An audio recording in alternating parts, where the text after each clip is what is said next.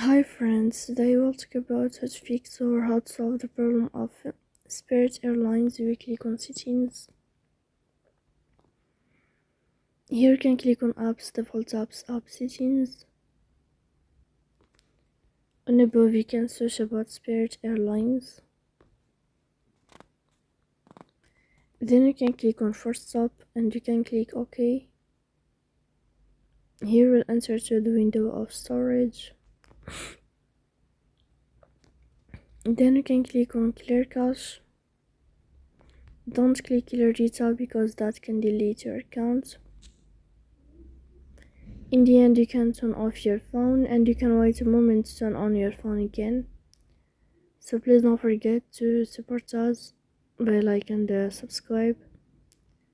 See you next time in another video, and thank you for your attention and your watching.